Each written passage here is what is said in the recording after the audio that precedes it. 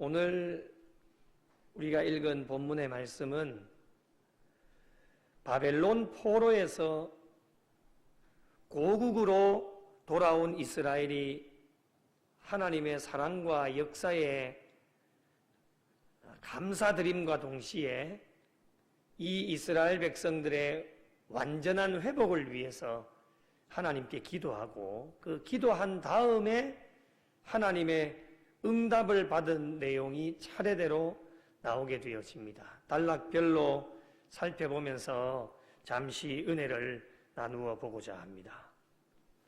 이스라엘 백성들을 포로되게 하신 분도 하나님이시고 포로에서 다시금 돌아오게 하신 분도 하나님이십니다. 저와 여러분이 받은 은혜와 감사 중에 최고의 은혜와 감사는 무엇일까? 한번 생각해 보셨습니까? 많은 은혜와 감사가 있지만 그 중에 제일은 사죄의 은총을 허락해 주신 것이 아닐까 생각을 해보게 됩니다. 죄라고 하는 것을 인간이 절대로 해결을 할 수가 없습니다. 죄를 해결하실 수 있는 분은 오직 한 분, 하나님밖에는 없습니다. 죽을 수밖에 없었던 죄인들을 구원하시고자 하나밖에 없는 독생자 아들 예수 그리스도를 저와 여러분에게 보내어 주셔서 우리가 그분을 믿음으로 말미암아 우리의 모든 죄가 다 해결이 되어졌고 구원받은 백성으로 살아가게 하신 것이 저와 여러분에게는 최고의 은혜이며 감사가 아닐까 생각을 해보게 됩니다. 그렇기 때문에 이 은혜를 절대로 잊어버리지 말고 늘 감사하면서 살아나갈 수 있어야 됩니다. 이스라엘 백성들에게도 베풀어 주신 은혜가 동일하지 않겠습니까? 포로 생활로 인해서 얼마나 많이 힘이 들었겠습니까? 이들 스스로의 힘으로는 절대로 해방이 되어질 수가 없기 때문에 오늘 본문 1절의 말씀에 보니 주의 땅에 은혜를 베푸사 하나님께서 은혜를 베풀어 주신 것입니다.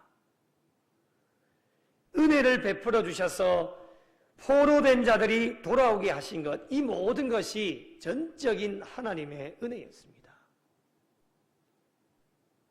그렇다면 이스라엘 백성들에게 임한 하나님의 은혜가 무엇이 있겠습니까?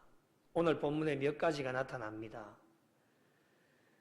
2절 말씀에 보니 주의 백성의 죄악을 사하시고 그들의 모든 죄를 덮으셨다라고 말씀합니다. 자, 덮으셨다라고 하는 것을 조금 더 의미 있게 한번 살펴보면요. 하나님의 용서와 은총을 강조해 주시는 말씀인데요. 덮으셨다라고 하는 것은 죄를 더 이상 들추어내어서 문제 삼지 않겠다라고 하는 용서의 의미가 포함되어져 있습니다. 이스라엘 백성들이 어떠한 죄를 지었다 할지라도 과거에 어떠한 죄를 지었다 할지라도 그것을 다시금 들추어내어서 문제 삼지 않겠다라고 하는 것이 하나님의 말씀입니다. 덮으셨다. 이것이 이스라엘 백성들에게 주어진 하나님의 은혜입니다. 오늘도 마찬가지 아니겠습니까? 우리가 살아가다 보면 인간이기 때문에 알게 짓는 죄도 있고 모르게 짓는 죄도 있습니다. 모든 죄를 해결하시는 분이 하나님이시기 때문에 하나님께 우리가 진심으로 회개를 하고 나가면 우리 하나님은 우리의 모든 죄를 다 덮으시고 과거에 어떠한 죄를 지었다 할지라도 더 이상 그 죄를 들추어내지 않으시고 모든 것을 깨끗하게 용서해 주시는 분이 하나님이십니다. 우리의 과거를 묻지 않으십니다. 이것이 저와 여러분에게 주신 하나님의 은혜가 아니겠습니까? 만약에 하나님께서 우리의 과거를 물으셨다면 우리 과거에 얼마나 많은 죄를 지었습니까? 용서해 주시고도 또 과거에 지었던 죄들을 들추어내서 너 이런 죄 지었지, 너 이런 잘못했지라고 한다면 우리가 얼마나 괴롭겠습니까? 하나님은 그러한 분이 아니시라고 하는 겁니다. 이스라엘 백성들에게도 하나님은 더 이상 과거에 지었던 죄를 들추어내지 않고 더 이상 문제 삼지 않겠다라고 하는 것이 이스라엘 백성들에게 주신 하나님의 은혜입니다. 이러한 하나님의 은혜가 저와 여러분 우리 모두에게 임하고 있기 때문에 이 은혜가 저와 여러분에게 있다라면 성도로서 이 은혜를 나누면서 살아가야 됩니다. 이 땅을 살아가면서 우리는 많은 사람들과 관계를 맺으면서 살아갑니다. 그 관계 가운데에는 예수를 믿는 사람들도 있을 것이고요. 믿지 않는 사람들도 있을 것입니다. 교회 안에서도 관계를 하고 있고 바깥 세상 가운데서도 오늘도 많은 사람들을 만나면서 살아가게 되어집니다. 이런 만남과 하나님께서 맺어주시는 관계 속에서 인간관계가 다 좋으면 얼마나 좋겠습니까? 모두의 바람 아니겠습니까? 그러나 때로는 살아가다 보면 관계가 좋지 않고 틀어질 때도 있다고 하는 겁니다. 그 원인이 나에게 있든지 아니면 상대방에게 있든지 어떠한 상황이라도 우리는 모든 관계 속에서 하나님께서 이스라엘 백성들에게 베풀어 주신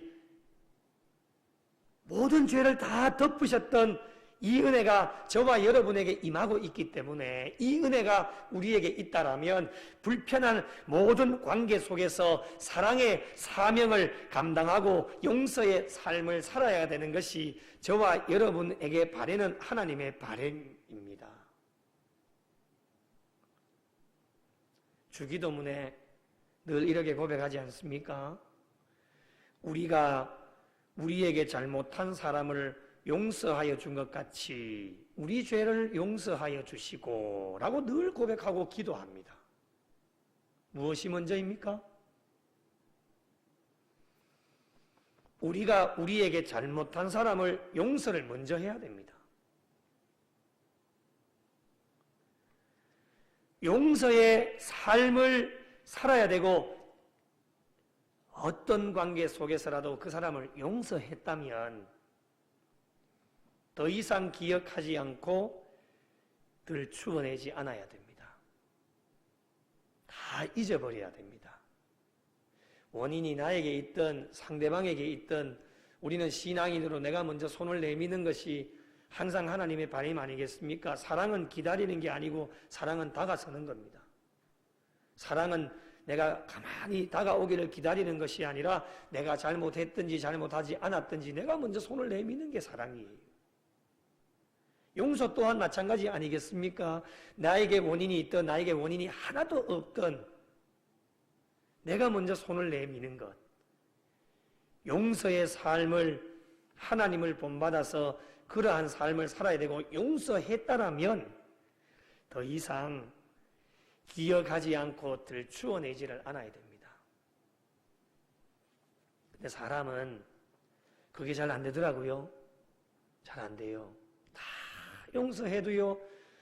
또 화가 머리끝까지 치밀어 오르면 과거에 용서했던 것도 다 또 들추어내가지고 네 그때 그랬는 거 내가 알아봤지. 다 또 들추어내는 거예요.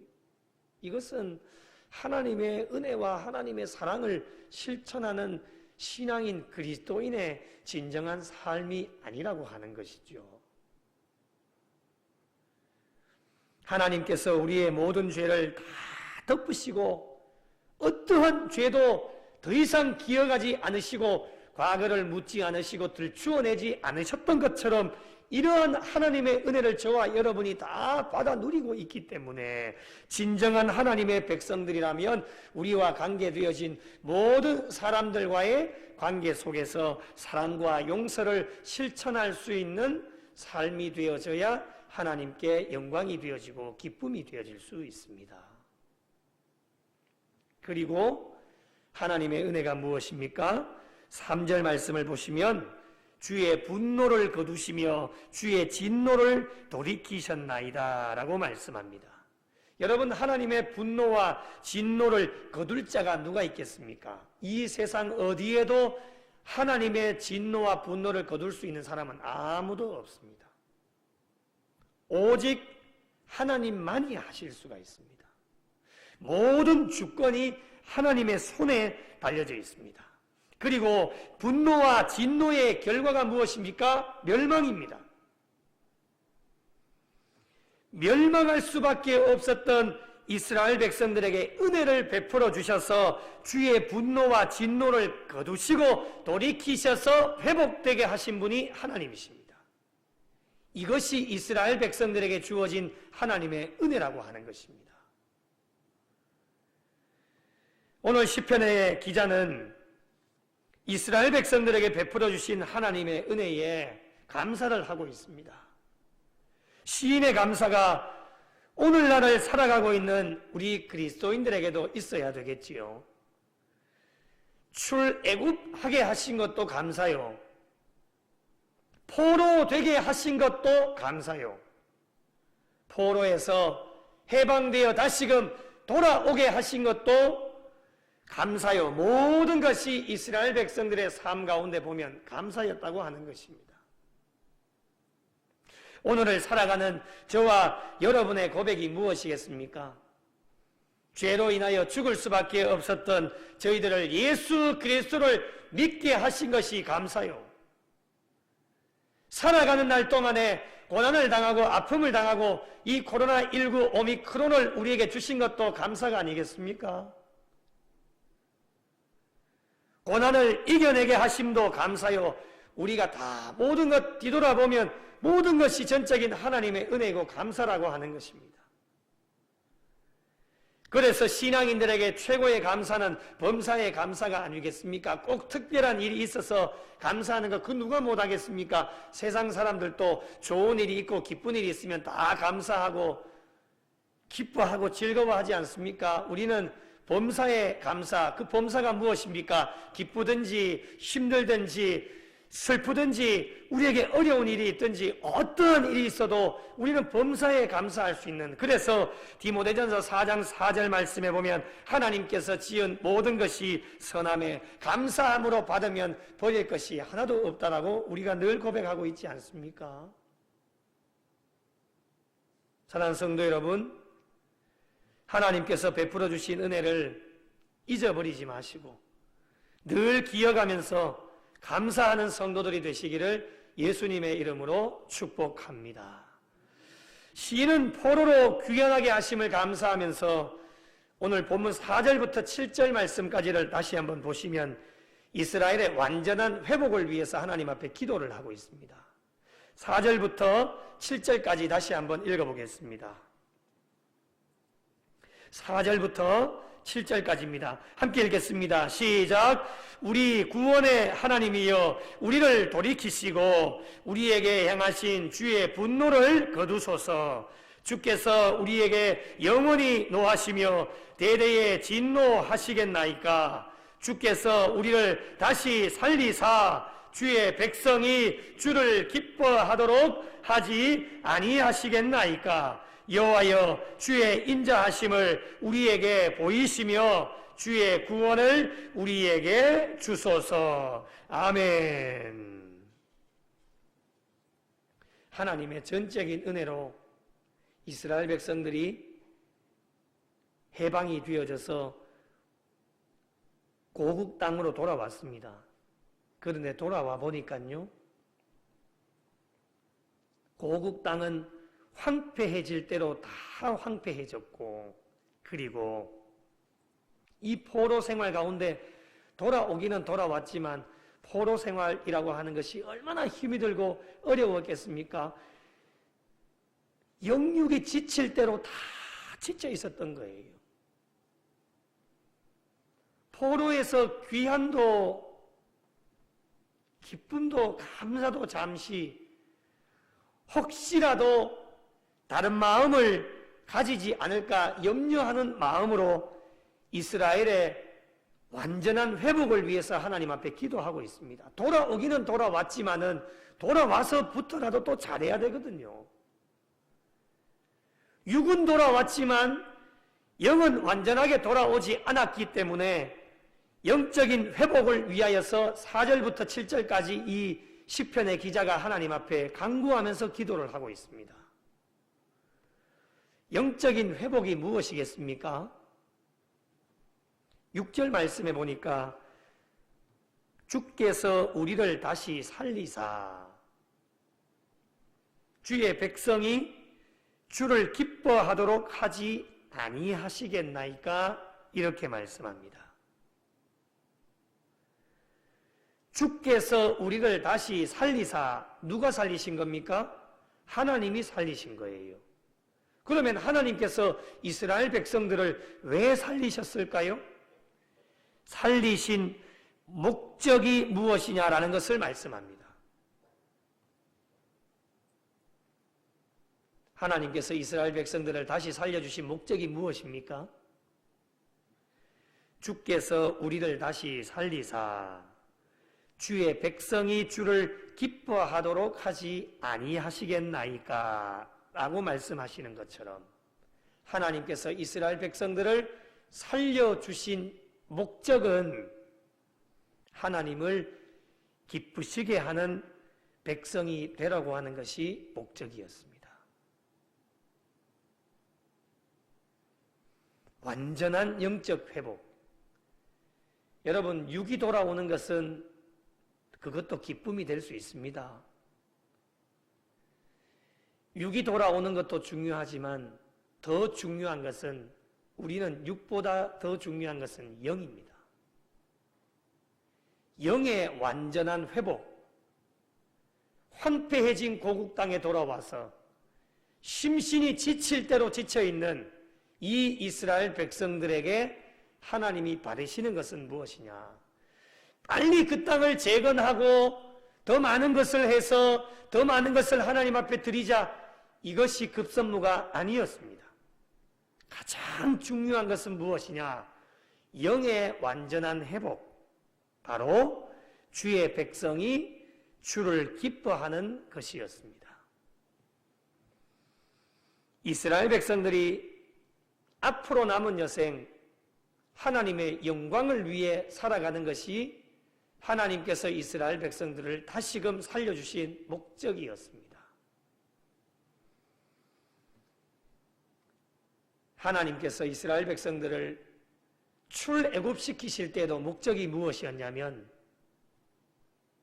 하나님의 영광을 위해 살아라. 이것이 하나님의 목적이었습니다. 하나님 앞에 기쁨이 되어져라. 그것이 힘든 고된 노역 가운데 하나님께서 이스라엘 백성들을 출애굽시키신 목적이 하나님 앞에 기쁨이 되라고 하는 것이 목적이었습니다. 오늘날 우리를 다시 살리시고 건져주신 목적이 무엇일까요? 이 땅 가운데 잘 먹고 잘 살라라고요? 좋은 집에서 살고 좋은 차 타고 그렇게 살고 타지 말라는 이야기가 아닙니다. 너희 잘 먹고 배부르게 해서 너희 유익과 만족대로 살아라고 하나님께서 죽을 수밖에 없는 영혼들을 독생자 아들 예수 그리스도를 우리에게 보내어 주셔서 우리를 살려주신 것이 아닙니다, 여러분. 하나님의 목적은 오직 한 가지. 멸망 가운데 지옥에 떨어질 수밖에 없었던 우리 모두를 다시금 살려주신 것은 오직 하나님의 영광을 위해 살고 하나님 앞에 기쁨이 되라고 우리를 다시금 살려주신 겁니다. 시한부 인생을 살아가다가 다시금 새 생명 얻어 하나님 앞에 간증하는 분들의 공통적인 특징이 무엇이냐? 이제 남은 여생을 오직 하나님의 영광을 위해 살겠습니다. 이게 공통적인 간증의 내용이었습니다. 여러분, 우리는 지금 시한부 인생은 아니지만 이전에 우리는 죽을 수밖에 없었던 시한부 인생이었습니다. 하나님이 독생자들 예수 그리스도를 우리에게 보내주시지 않았다면 우리는 멸망으로 지옥에 떨어질 수밖에 없는 인생들이었습니다. 그러나 하나님 사랑해 주셔서 독생자들 예수 그리스도를 우리에게 보내주심으로 우리가 그분을 믿음으로 말미암아 다시금 우리를 살려주셨다고 하는 것, 살려주신 목적이 무엇이겠습니까? 오직 하나님의 영광을 위해, 그리고 하나님의 기쁨이 되라고 우리를 다시 살려주셨습니다. 소요리 문답 제1문에 사람의 제일 되는 목적이 무엇입니까? 여러분 다 알고 계시지요? 라고 하는 질문에 답이 무엇입니까? 하나님을 영화롭게 하는 것과 그를 영원토록 즐거워하는 것이다. 이것이 사람이 살아가는 제1번 되어지는 목적입니다. 하나님을 영화롭게 하는 것과 그를 영원토록 즐겁게 하는 것이 우리 사람들에게 제1번 되어지는 목적이라고 하는 것. 신앙생활이 무엇입니까? 신앙생활은 목적에 부합한 삶을 사는 것이 신앙생활입니다. 많은 분들이 신앙생활이 너무 어려워요 라고 하는데 어려운 것이 아닙니다. 하나님이 우리를 다시 살려주신 그 목적에 부합하게 살아가는 것이 신앙생활입니다. 그렇다면 신앙생활 잘하는 것은 하나님의 목적대로 잘 살아가는 것이 신앙생활 잘하는 겁니다. 신앙생활 잘 하지 못하는 것은 하나님의 목적대로 살아가지 못하는 것이 신앙생활 못하는 겁니다. 이스라엘 백성들의 삶 또한 어떠했습니까? 여러분, 출애굽시키실 때에 하나님의 목적이 무엇이었습니까? 하나님의 영광을 위해 하나님의 기쁨이 되라고 그 목적을 가지고 출애굽시켜 놓았는데 이 이스라엘 백성들이 하나님의 목적대로 살았다면 왜 포로 생활을 하게 되었을까요? 목적대로 부합하게 살았다면 하나님의 복이 쏟아지게 넘치는 은혜와 복을 살면서 젖과 꿀이 흐르는 가나안 땅에 들어가 잘 살았을 겁니다. 목적대로 살지 못하였기 때문이지요. 하나님의 영광을 위해 살지도 못하고 자신들의 유익과 만족을 위해 살고 화나면 원망하고 불평하고 짜증내고 먹을 것 없고 마실 것 없으면 늘 원망하고 불평했던 게 이스라엘 백성 아닙니까? 유일신이신 하나님만을 섬기며 살아야 되는데 온갖 우상을 만들어 놓고 그 앞에 절하면서 하나님의 진노와 분노를 일으켰던 자들이 이스라엘 백성들입니다. 여러 차례 통해서 많은 선지자를 보내주어서 하나님께로 돌아오고 말씀을 주셔도 결국에는 돌아오지를 않고 결론적으로 어떻게 되었습니까? 하나님께서는 이 이스라엘 백성들을 이방 나라의 손에 붙이셨던 겁니다. 그래도 하나님은 이 이스라엘 백성들을 영원히 버리지 아니하시고 깨닫게 하시고자 붙이셨다가 이런 이스라엘 백성들을 다시금 포로에서 돌아오게 하신 분이 하나님이십니다. 그러므로 하나님께서 이스라엘 백성들에게 원하시는 것은 딱 한 가지, 다른 것이 아닙니다. 하나님의 목적대로 잘 살아가는 것, 그것이 바로 주의 백성이 주를 기뻐하는 것이었습니다.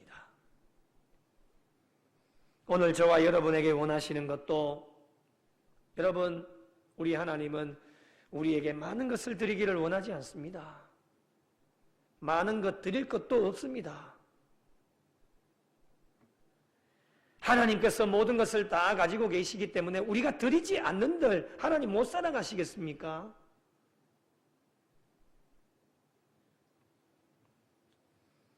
하나님의 백성들이 하나님의 목적대로만 살아가기를 하나님이 원하고 계십니다. 고린도전서 10장 31절에 너희는 먹든지 마시든지 무엇을 하든지 다 하나님의 영광을 위하여 하라. 이 말씀이 저와 여러분의 삶의 고백이 되셔서 우리의 남은 여생 하나님께 영광 돌리시고 하나님 앞에 기쁨이 되어지는 복된 성도들이 다 되시기를 예수님의 이름으로 축복합니다. 시인은 이스라엘 백성들의 완전한 회복을 위하여 기도하고 난 뒤에 이제 하나님의 말씀에 귀를 기울입니다. 하나님 앞에 기도하고 난 뒤에는 하나님의 음성에 귀를 기울이게 되어지는데 8절 말씀해 보니까 내가 하나님 여호와께서 하실 말씀을 들으리니 무릇 그의 백성 그의 성도들에게 화평을 말씀하실 것이다 라고 말씀을 하고 있습니다. 하나님께서 어떠한 말씀을 하십니까? 몇 가지를 살펴보겠습니다. 첫 번째는 어리석은 대로 돌아가지 말라는 겁니다. 8절 끝부분에 보니 그들은 다시 어리석은 대로 돌아가지 말지로다. 죄를 지은 과거의 어두움으로 돌아가지 말라는 거예요. 더 쉽게 말씀드리면 반복되어진 삶을 살지 말라고 하는 것이지요. 죄를 짓고 하나님의 진노로 포로 생활을 경험했지 않습니까? 얼마나 힘들고 어려운 일들 너희들 다 경험했기 때문에 이제 다시는 똑같은 일을 죄를 저질러서 다시금 어려운 일들을 당하지 않도록 말씀하고 계시는 거예요. 인간이기 때문에 누구든지 다 죄를 짓게 되어집니다. 그런데 하나님 은혜를 우리에게 주셔서 회개의 영도 우리에게 부어주시지요.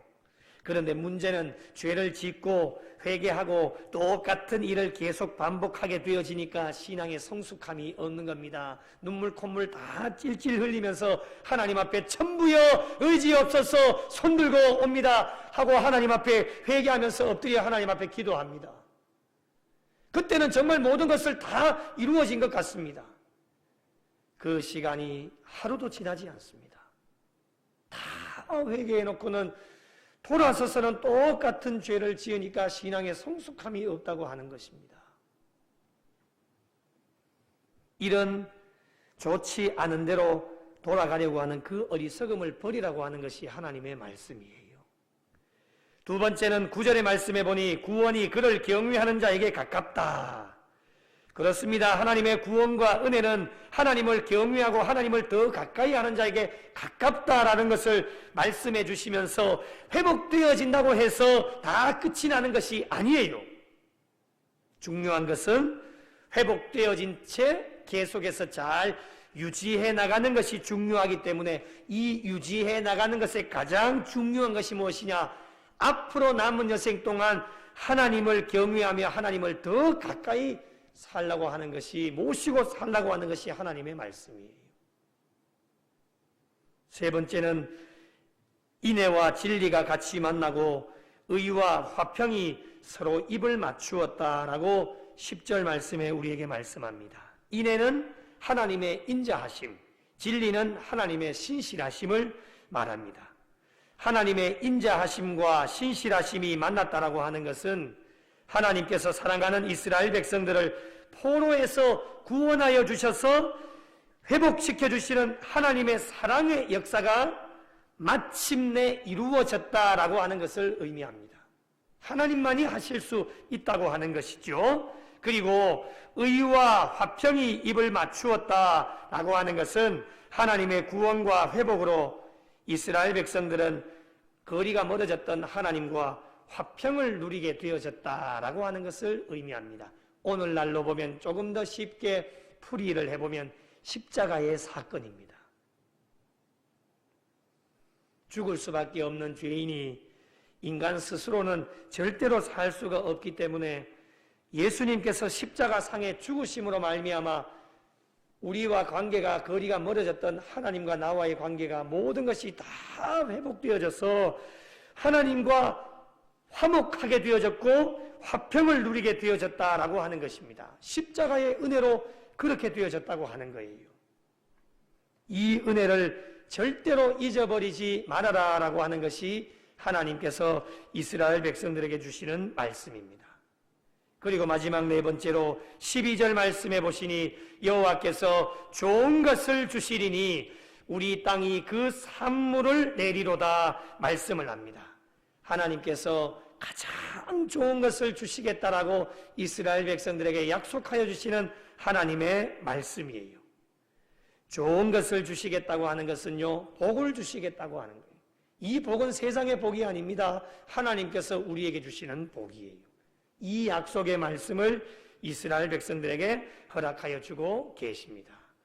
여러분, 성경 한 구절을 좀 찾아보겠습니다. 마태복음 7장을 찾겠습니다. 마태복음 7장 9절에서 11절 말씀 우리 한번 찾아서 읽어보겠습니다. 오늘날도 하나님의 약속의 말씀, 가장 좋은 것을 주시겠다고 약속하시는 하나님의 약속의 말씀이 나옵니다. 마태복음 7장 9절에서 11절까지 함께 읽겠습니다. 시작. 너희 중에 누가 아들이 떡을 달라 하는데 돌을 주며 생선을 달라 하는데 뱀을 줄 사람이 있겠느냐?